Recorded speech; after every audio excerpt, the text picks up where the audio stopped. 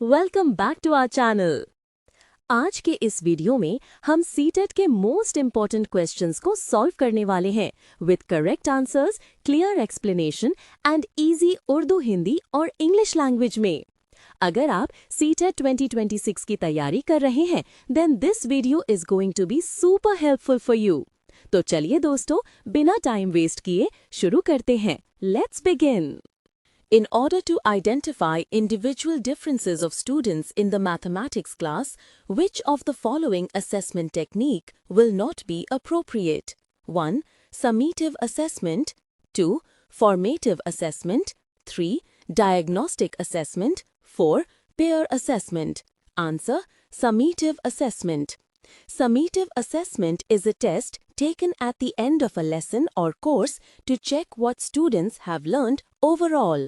गणित की कक्षा में विद्यार्थियों में वैयक्तिक भिन्नता की पहचान के लिए निम्नलिखित में से कौन सी आकलन तकनीक उपयुक्त नहीं होगी? 1. योगात्मक आकलन। 2. रचनात्मक आकलन। 3. नैदानिक आकलन। 4. समकक्षी आकलन। आंसर: योगात्मक आकलन।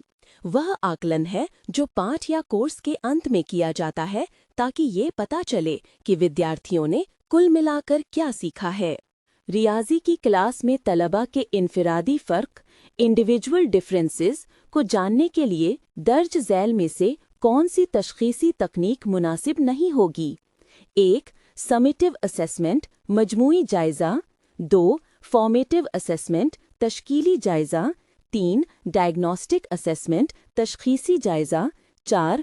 पीयर असेसमेंट, हम उम्रों का जायज़ा। जवाब: 1. समेटिव असेसमेंट, मजमूई जायज़ा। ये साल के आखिर या यूनिट के इख्तिताम पर लिया जाने वाला इम्तिहान होता है, जिसका मकसद सिर्फ कारकर्दगी को नंबरों की शक्ल में जांचना होता है।